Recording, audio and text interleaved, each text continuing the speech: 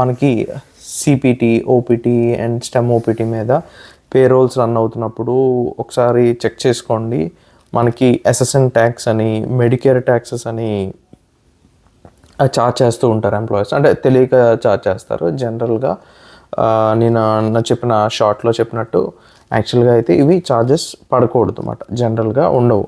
So మెయిన్గా ఏంటంటే ఎవరైతే CPT, OPT or STEM OPT మీద స్టూడెంట్స్ ఉన్న వాళ్ళు ఉన్నారో, లైక్ ఇమిగ్రెంట్స్ మాట, లైక్ అవుట్ ఆఫ్ కంట్రీ నుంచి యూఎస్ వచ్చిన వాళ్ళైతే పర్టికులర్గా ట్యాక్సెస్ అయితే ఇక్కడ ఆ మెడికల్, మెయిన్గా ఎస్ఎస్ఎన్ అంటే సోషల్ సెక్యూరిటీ ట్యాక్సెస్ కానీ ఆర్ మెడికేర్ అనేది ఇక్కడ ఒక లోకల్ ఇన్సూరెన్స్ మాట. అది మెడికల్ హెల్త్ పరంగా యుఎస్ గవర్నమెంట్ ఇస్తూ ఉంటుంది స్టూడెంట్స్కి. సో నార్మల్గా స్టూడెంట్స్ కదా, నార్మల్గా ఇస్తూ ఉంటుంది నార్మల్ సిటిజన్స్కి. So when it comes to students మీద ఉన్నప్పుడు సో మనకి ఆ ఛార్జెస్ అనేవి మనకి పేరోల్లోంచి డిడక్ట్ అవ్వకూడదు అన్నమాట.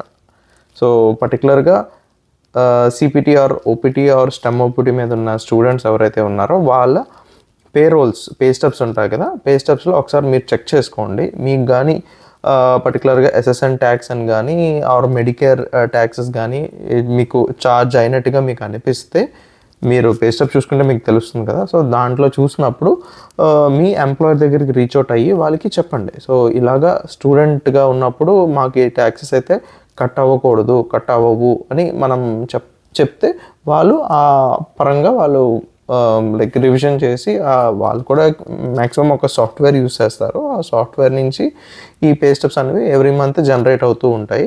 సో మేక్ ష్యూర్ ఇలాగ మీరు చెక్ చేసుకోవడం వల్ల మీకు ఏంటంటే ఒక $200 నుంచి $400 వరకు మీరు సేవ్ చేసుకోవడానికి మీకు ఛాన్సెస్ ఎక్కువ ఉంటాయి. సో నేను ఈ గూగుల్లో కూడా సెర్చ్ చేశాను.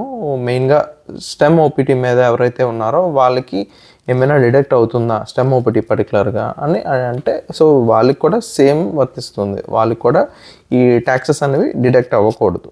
ఓకే, జస్ట్ మీకు వీడియోలో చూపిస్తాను, చూడండి.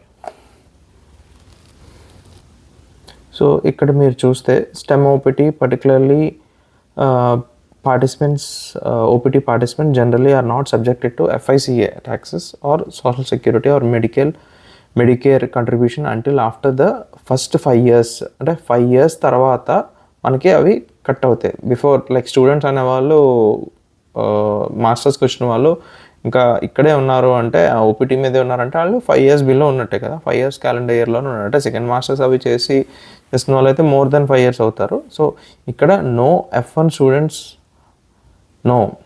ఓకే, ఛార్జెస్ అయితే ఉండవు. F1 students are not exempted from federal and state taxes.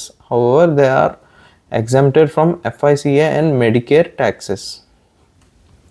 చూసారు కదా, ఇక్కడ మెయిన్గా does OPT student need to pay social security taxes అని కూడా అంటే as an F1 visa holder you are exempted from FICA, social security and Medicare taxes.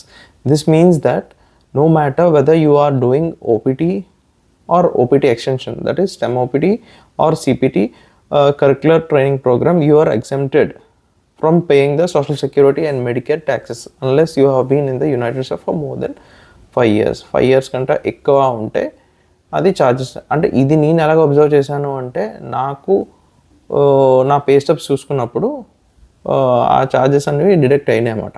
So అది నా employer దగ్గరికి వెళ్ళి నేను కన్ఫర్మ్ చేస్తే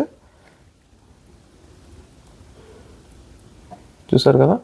సో ఇక్కడ రెగ్యులర్ ఇది ఇక్కడ మనకి social security and Medicare taxes అనేవి డిడక్ట్ అయినాయి. సో ఇది డిడక్ట్ అవ్వకూడదు. Okay, so just make sure ఈ ఛార్జెస్ అవి మీకు అవ్వకుండా ఉండేటట్టుగా చూసుకోండి. Every F1 student can check their pay stubs, okay, accordingly. Just చాలా మందికి తెలియదు ఈ విషయం. సో ఒకసారి జాగ్రత్తగా చూసుకొని ఇఫ్ మీకు పడకపోతే that is well and good. పడితే మటుకు ఒకసారి ఎంప్లాయర్ని రీచ్ అవుట్ అయ్యి just inform them this particular charges won't be there అని.